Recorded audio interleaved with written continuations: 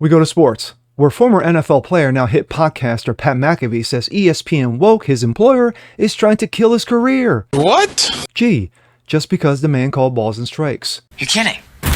What a concept. A bullshit? I'm Jasper Gonzo, and this. Brilliant! It's What's Next.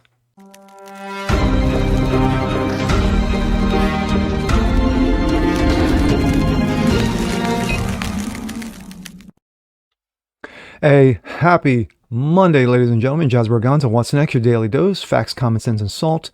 Hope you guys are feeling good today as we begin a new week. Happy Monday for some, not for others, especially me.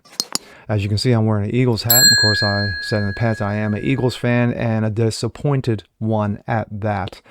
And of course, their embarrassing loss to the Giants at the Meadowlands yesterday pretty much solidified that this is a team that's going to crawl, literally being dragged into the playoffs. And I'm afraid it's going to be a one and done. But then again, that's just me. Anywho, in the same sports vein, Pat Mcafee, former NFL player and now hit podcaster. His show was recently transitioned, and that is in the definitive word of, from YouTuber to ESPN woke. Yes, 4 months ago, his show was brought on ESPN to attract more viewers, especially after they got rid of SportsCenter. But there's a issue in the air. There supposedly is someone or some things that do not want him there. But then again, Pat Mcafee will tell you himself. And here we go.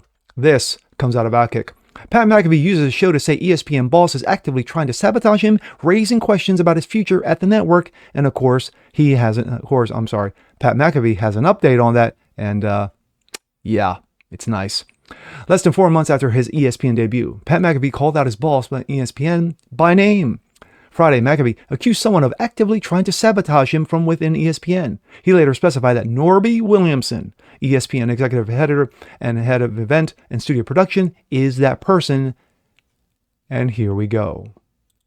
Anyways, we're very appreciative, and we understand that more people are watching this show than ever before. We're very thankful for the ESPN folks being very hospitable. Now, there are some people actively trying to sabotage us from within ESPN. Funny. More specifically, I believe Norby Williamson is the guy who is attempting to sabotage. You call people out by name? Our program. I'm not 100% sure. That is just seemingly the only human that has information, and then somehow that information gets leaked, and it's wrong. And then it sets a narrative of what our show is. And then are we just going to combat that from a rat every single time? I don't know. But like somebody tried to get ahead of our actual ratings release with wrong numbers 12 hours beforehand. That's a sabotage attempt. And it's been happening basically this entire season from some people who didn't necessarily love the old edition of the Pat McAfee show to the ESPN family. Sure. There's a lot of those. We've heard them anonymously quoted in the Washington Post, in the New York Post, in the New York Times, in the LA Times, in Wall Street Journal. And they're never like, yeah, love the show. This is awesome. It's always like little things to try to tear us down. So even with the enemy within our own camp, somebody that I don't like that guy. That guy left me in his office for 45 minutes, no-showed me in 2018. So this guy has had zero respect for me. And in return, same thing back to him for a long time. So even with that taking place in potential, we're still growing somehow. Yep. So we're very thankful. Yeah. I think we're doing it right. We're trying to do it as right as possible. We have good intentions every single time we come in here. We don't always get it right, but motherfuckers been getting it wrong for a long time in this specific field. Long time.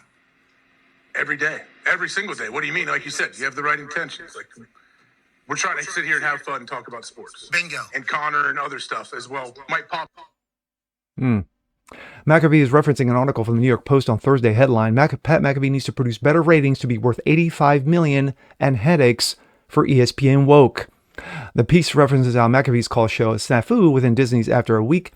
His weekly guest, Aaron Rodgers, made a joke about ESPN host Jimmy Kimmel. Yes, he used to be funny once, now he's and what's not wanting the names on a Jeffrey Epstein client list to be revealed. We explained the meaning behind Rodgers' joke and how it wasn't a suggestion that Kimmo is a pedo. We go from that to this. Pat McAfee goes full Scarface, doubles down on ESPN executive call out. Pat McAfee channeled his inner Tony Montana from Scarface, and this morning on-air personality doubled down on his criticism of ESPN executive Norby Williamson, allegedly leaking negative stories about his show ratings by posting a scene from the classic movie. McAfee did not include any words in his tweet. Instead, he just opted for Al Pacino's character doing his bidding from his iconic drunk restaurant scene where Tony Montana goes off on everyone.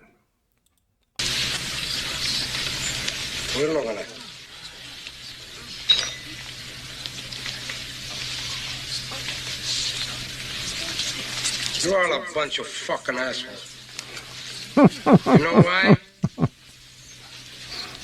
You don't have the guts to be what you want to be. You need people like me.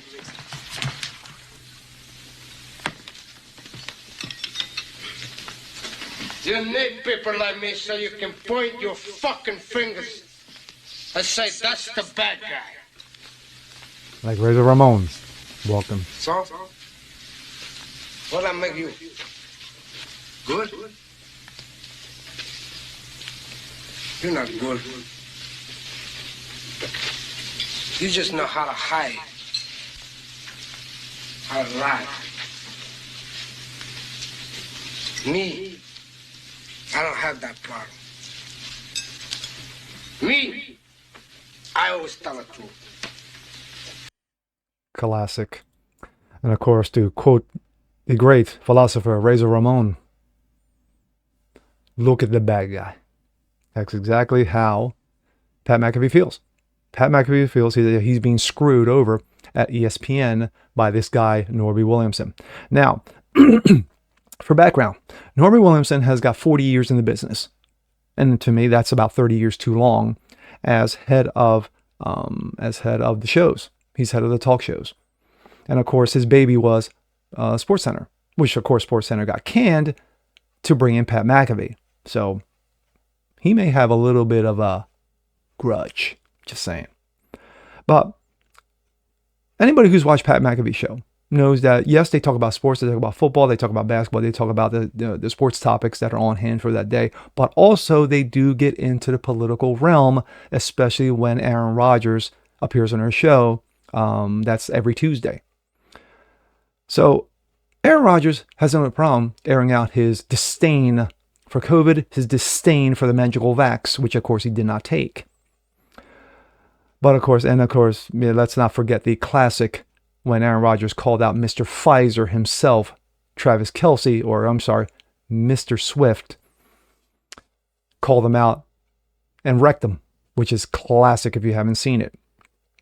But at the end, it wasn't a good transition for him to say that he's losing all these, he's losing, his ratings are dropping like a stone. And you're talking two different audiences here.